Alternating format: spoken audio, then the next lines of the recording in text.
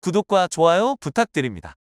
한국 시간으로 11월 28일 저녁 10시에 열린 2022 카타르 월드컵 H조 조별 예선 2차전. 가나 대 대한민국 경기에서 3대2로 대한민국이 패배하며 아쉽게 경기가 끝났습니다. 대한민국 축구 대표팀의 파울루 벤투 감독은 이날 경기에 조규성과 권창훈, 정우영을 새로 배치하며 가나전에서 좋은 성적을 내길 기대했지만 전반에는 처참한 경기력을 보여줬습니다. 초반 분위기는 좋았으나 마무리가 부족하여 골을 기록하지 못하였습니다. 기회를 살리지 못한 한국은 위기를 맞게 됩니다. 전반 24분 모하메드 살리수가 세트피스 후 페널티 박스 안 혼전 상황에서 한국 골망을 흔들었습니다. 손에 맞는 장면이 있었으나 주심은 골을 선언했습니다. 이후 한국은 크게 흔들렸습니다. 기세를 몰아 가나는 추가골을 넣었습니다. 전반 34분 조던 아유가 측면에서 올린 크로스를 쿠두스가 헤더골로 경기를 2대0으로 만들었습니다. 후반 들어 전반에 부진했던 작은 정우영 선수를 빼고 벤투 감독은 나상호를 투입했습니다. 이후 경기가 풀리지 않자 권창훈 대신 이강인을 투입했는데요. 이때부터 한국의 공격이 풀리기 시작했습니다. 후반 13분에 이강인의 왼발 크로스를 받아 조규성이 헤더슛으로 만회 골을 넣었습니다. 이후 한국의 기세가 올라갔고 후반 16분 나상호가 측면으로 전개했고 김진수의 크로스를 받은 조규성이 헤더골로 멀티골을 성공시키며 2대2로 균형을 맞췄습니다. 이후 대한민국은 분위기를 타는 듯 했으나 후반 23분 모하메드 쿠두스에게 통안의 역전골을 허용하며 리드를 내주게 되었습니다. 한국은 이후에 황의조 등 공격수를 투입시키며 총공세를 펼쳤지만 그대로 경기는 마무리가 되었습니다. 이러한 경기 결과에 파울루 벤투 감독은 비판에서 벗어날 수 없게 되었습니다. 그는 최초로 중간에 경질되지 않고 4년을 준비한 외국인 감독이었고 그동안 수많은 비판대에 오르면서도 지지해주는 국민들과 선수들이 있었기 때문입니다. 벤투의 단점으로 꼽히던 부분들이 가나전에 여실히 드러났습니다.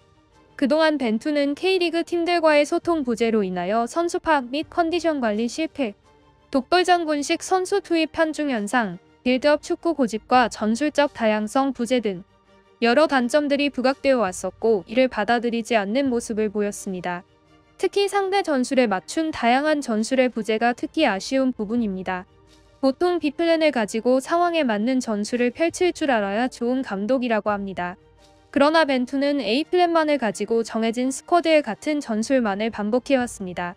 4년이란 시간 동안에 많은 전술과 선수들을 시험해 볼 기회가 있었지만 베스트 11은 항상 정해져 있었습니다. 그렇기 때문에 다른 선수들도 동기부여가 떨어진다는 이야기들이 있었을 정도입니다. 벤투 감독이 처음 한국 대표팀 감독이 되었을 때 축구 전문 해설 한준일 위원은 벤투 감독은 자신과 맞지 않으면 실력과 상관없이 배제시킨다.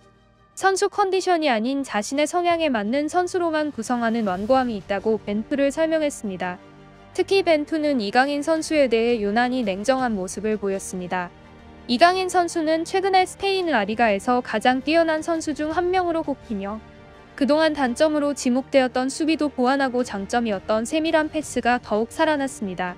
라리가 주간 베스트 선수로 2차례나 뽑히며 절정의 기량을 갖고 있던 이강인을 벤투는 외면하는 모습을 자주 보였습니다.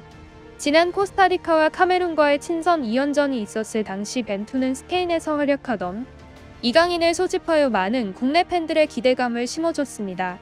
경기 내내 팬들은 이강인을 연호하였으나 벤투는 이강인을 끝까지 사용하지 않으며 자신이 주로 기용하던 선수들 위주로 경기에 투입하였습니다. 이번 경기에서 특히 이강인이 들어오자 분위기가 바뀌었습니다. 그의 단점으로 알려졌던 수비를 통해 상대의 공을 빼앗았고 이강인 선수의 전매 특허 택배 크로스를 올려 어시스트를 기록하였습니다. 이후에도 날카로운 스루 패스를 넣어주면서 공격의 활력을 불어넣었지만 그에게는 시간이 부족했고 축구 팬들은 전반부터 이강인이 있었다면 공격의 활기가 넘쳤을 것이라고 평가했습니다.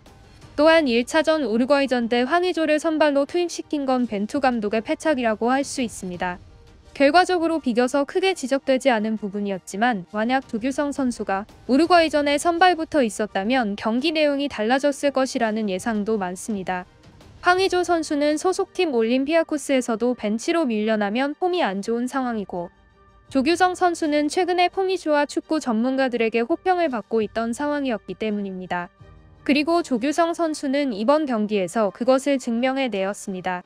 일부에서는 당장 벤투를 경질해야 한다는 이야기도 나오고 있는 상황이긴 하지만 그래도 우리 함께 너무 실망하지 말고 다음 경기를 응원하면 좋겠습니다. 한국 시간으로 12월 3일 자정의 포르투갈 경기를 함께 응원하면서 대한민국의 마지막 경기 승리를 기원해 봅니다.